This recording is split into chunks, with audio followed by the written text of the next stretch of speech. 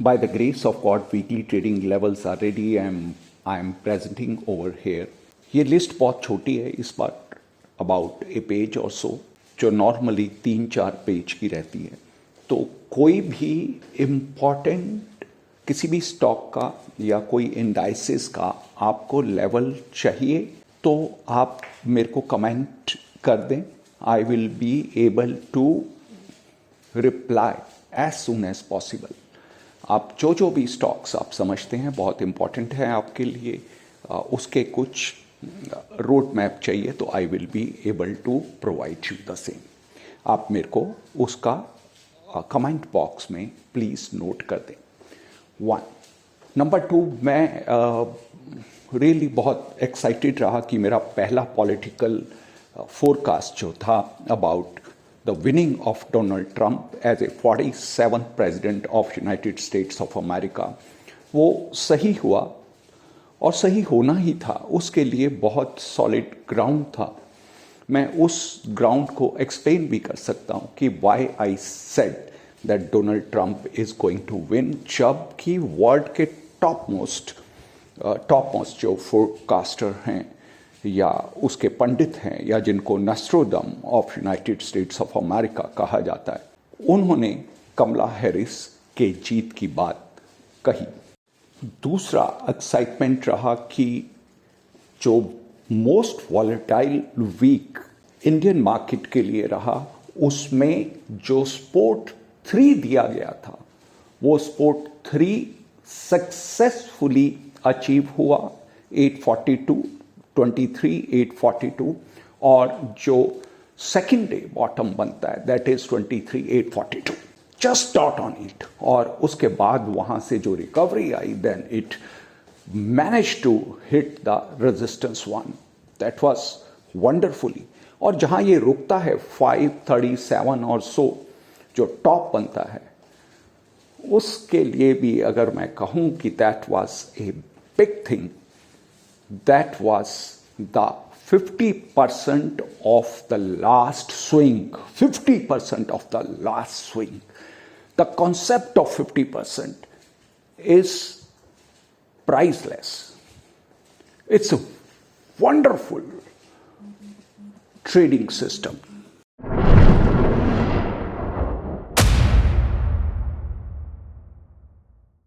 Donald Trump is now the 47th president of United States of America.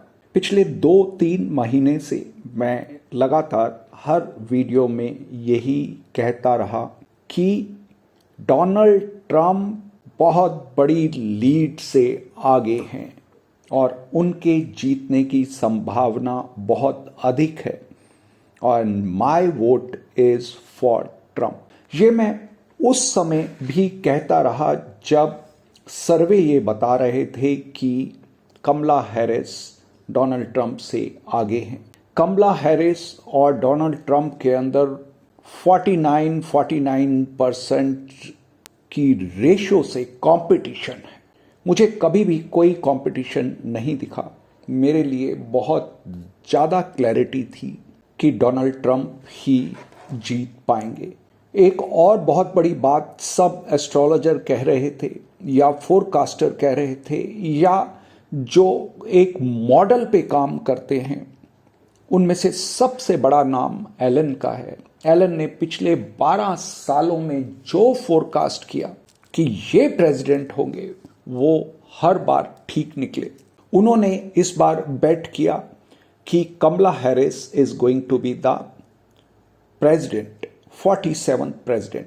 और उन्होंने election से कुछ 10-15 दिन पहले आकर और जोर से कहा कि मैं अपनी व्यू के ऊपर स्ट्रांगली खड़ा हूं और Kamala Harris is going to win. Elon एक बहुत बड़ा नाम है. उनकी ये भविष्यवाणी के ऊपर थोड़ा सा मेरा भय तो आया, लेकिन मेरा कॉन्फिडेंस और अधिक बढ़ गया जब मैं अपने रिसर्च रिपोर्ट को देख पाया. तो डोनाल्ड ट्रंप अब यूएस के 47th प्रेसिडेंट हैं ये रियलिटी है, इलेक्शन हो चुका है, रिजल्ट बाहर आ चुके हैं and he is going to take the oath very soon. और उसका स्टॉक मार्केट पर, बिटकॉइन पर क्या असर होने जा रहा है, उसके बारे में कुछ डिस्कस कर लेना उचित रहेगा। सबसे बड़ी बात, he is in favour of global digitalization of world currencies. He has given the support to bitcoin also. और वो इस सपोर्ट में भी है कि there should be a strategic fund based on bitcoin. इसीलिए बिटकॉइन ने जो एक बहुत रेंज में चल रहा था, उसने एक ब्रेकआउट लिया एंड $75,000 तक उसने हिट किया। डोनाल्ड ट्रंप ने एक और बात कही कि America, I want to make America the leader in space development. उन्होंने एक और बात कही कि he supports Robert Kennedy's drive to transform the Food and Drug Administration and make it more aligned with promoting healthy diets for children and adults alike। और उन्होंने जीतने के बाद अपने फर्स्ट स्टेटमेंट में भी ये कहा कि I am going to make it happen and going to support Robert Kennedy's drive to transform the Food and Drug Administration. Robert Kennedy अपने आप में ही, रॉबर्ट कैनेडी या कैनेडी जूनियर, वो अपने आप में ही एक बहुत स्ट्रॉन्ग कैंडिडेट थे for presidentship of United States of America और रिपब्लिकन कैंडिडेट थे। उन्होंने इलेक्शन में पार्टिसिपेट भी करना शुरू किया, लेकिन बहुत जल्दी अर्ली स्टेज पे ही उन्होंने विड्रॉ किया और अपनी सपोर्ट एक्सटेंड की to Donald Trump. He is going to have a very strong position in the management of the government. He is going to be the minister for foods and drugs. इसके बाद उन्होंने एक और बात कही जिसको सबसे पहले मुझे कहना चाहिए था, that was tariff. Donald Trump mentioned, I am going to impose import duty from 10 to 20% on all other countries of the world। इसीलिए डोनाल्ड ट्रंप के बनने के बाद बहुत जोर से US 30, US 500, US 100 में जबरदस्त रैली आई, लेकिन यूरोप, इंडिया और अदर कंट्रीज में इतनी बड़ी रैली या इतना बड़ा एंथुसियाज्म देखने को नहीं मिला। एक बात यहां पर कह देना और उचित होगा, यदि कोई देश माइग्रेंट लेबर को हटाता है तो उसके रिजल्ट में क्या होने वाला है, उसके रिजल्ट में वो फिर दूसरी देशों से गुड्स खरीदता है। आपके पास लेबर नहीं होगी तो what you will do, you will by the goods from outside. और दूसरी तरफ if you are cutting off goods from outside, what you have to do is you try to get migrant labor। और यदि if you cut off both, then there is a certainty then inflation is going to northward। ये एक बहुत बड़ा challenge रहेगा which needs to be addressed। और यहां पे बहुत केयरफुली डोनाल्ड ट्रंप की गवर्नमेंट को डिसाइड करना होगा। उन्होंने कहा अपने कैंपेन में कि much bigger hike in tariffs, lavish rate cuts, मैं इसकी वकालत करता हूं, लेविश रेट कट्स मैं इसकी वकालत करता हूं, and a labour supply shock in the form of mass deportation, जिसके बारे में अभी मैंने कहा। एक और उन्होंने बात की, then he raised the question on the independence of Fed reserves।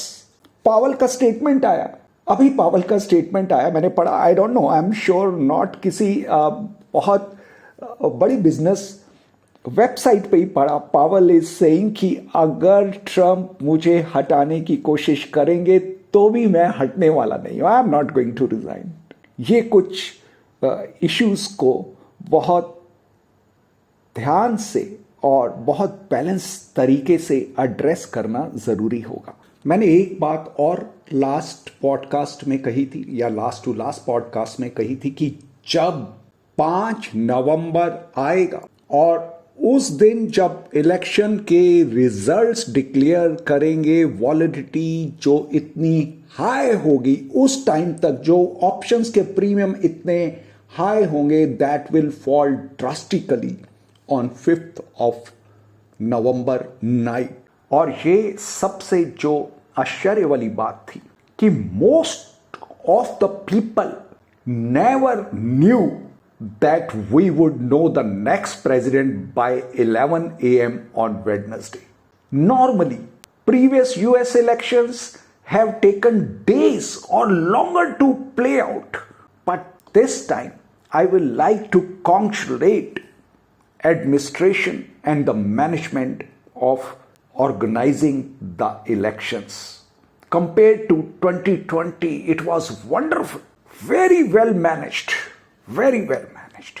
US stock surged, as I told, in parts, 5 को फिर 6 को, because many clients had reduced the amount of risk in their portfolio amid uncertainty about the result of the elections.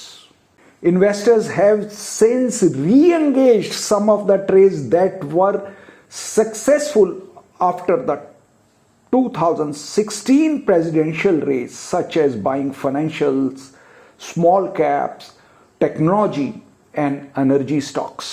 Trump को याद करके financial, small caps, technology and energy stocks.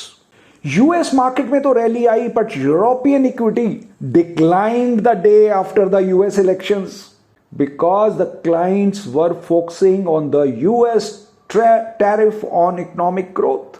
There was one more reason why the commodities dropped. First reason is commodities are priced in US dollars and they tend to decline when the US currency gains. Tariffs may also be a headwind for economic growth in China, one of the world's biggest consumers of commodities. That is the reason कि उन्होंने इस बार आकर 1.4 trillion का नया package announce किया, just a day before. All the equations need to be realigned now. अभी तक जो मैंने बात की उसमें जो सबसे इंपॉर्टेंट है, that is trade tariffs, which is the main policy of Donald Trump as US president. His policy proposals include across the board tariffs on imports. European indices, along with China and other emerging markets, tend to be highly sensitive to trade restrictions. अभी तक जो European GDP growth की वकालत कर रहे थे, they have downgraded, reflecting the increase in trade uncertainty and the prospect of increased tariffs. Germany tend to be the most vulnerable to tariffs. UK equity market इतना ज्यादा उन पे असर नहीं पड़ने वाला, जो मैं समझता हूं, just because the UK economy is more dependent on service sector. There economy is services oriented, which make it somewhat less sensitive to change in trades. Same maybe with the Swiss stocks, because their products are technologically advanced and difficult to replace. ऐसे ही एक और sector that is going to impact the most is drugs, medical drugs. But उसमें भी इतना अधिक impact आने की उम्मीद नहीं है, क्योंकि because they have the large margins. वो अपना कोई salt which may cost about say X amount, they are selling it for 2x or 3x depending on the brands they have built. इस समय अगर मैं बात करूं कि यूएस हाउस होल्ड्स की, they have exposure near to 48% of their financial assets in equities. As of October 15th, a record that equals the previous peak. And if I talk about allocation to cash or bonds, that is near to 15% of households' financial assets, near a record low. That is as per Fed's financial accounts of the United States. Allocation to equities are far above the long-term median of 28%. और ये होना स्वाभाविक है। जब आपकी economy solid होती है, strong होती है, तो इक्विटी में पार्टिसिपेशन इज ऑलवेज हाई। जब US real GDP growth averaged 2.9% in 2023 and 3% in the first half of 2024. That really gives the confidence among the US households. सबसे अंत में सबसे इंपॉर्टेंट बात कहना बहुत जरूरी है। Tesla hits $1 trillion market cap first time since early 2022. And Musk becomes a man of $300 billion after the win of Donald Trump. What a rally. The shares of Tesla jumped in a big way in just 2 days after the announcement of the clear win of Donald Trump. Donald Trump said a new star is born. That is Elon Musk. Elon Musk के बारे में एक बात जरूर कहना चाहूंगा, उनकी बहादुरी का चर्चा सब जगह होगा। उन्होंने बहुत बड़ा बेट लिया when he was supporting Donald Trump, और वो जो उनकी इतनी बड़ी बेट थी, उसने उनको बहुत बड़ा reward, unbelievable reward of unbelievable risk, और उनका ये एक्शन यंग जनरेशन के लिए एक बहुत बड़ा लेसन बनेगा। If you are in a right direction, you are going to win. अगर इस दुनिया में हमें सक्सेसफुल होना है तो हमें केवल ठीक डायरेक्शन में खड़े होने की आवश्यकता है। और ठीक डायरेक्शन क्या है, ये हमें सेंस करना आना चाहिए, और वो आता है। उसके बाद हमें केवल करेज होना चाहिए to stand on the mentioned lines. With these words, lots of love, blessings, happy trading and happy investing to all my students.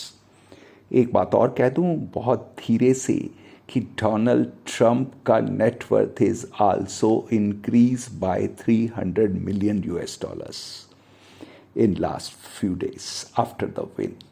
Love and blessings. एक बात और बहुत इंपॉर्टेंट कहना रह गया, इंडिया को बहुत कुछ करने की आवश्यकता है। क्या आवश्यकता है वो सब नेक्स्ट पॉडकास्ट में I will say. This is very important time to change and change quickly. We cannot afford to remain quiet at this point of time. एक बहुत सुंदर कोट यहाँ पे मैं रखना चाहता हूँ, which was given by Henry Ford, the founder of Ford Motors. What he said, the highest use of capital is not to make more money, but to make money do more for the betterment of life. I am repeating it. Make money do more for the betterment of life.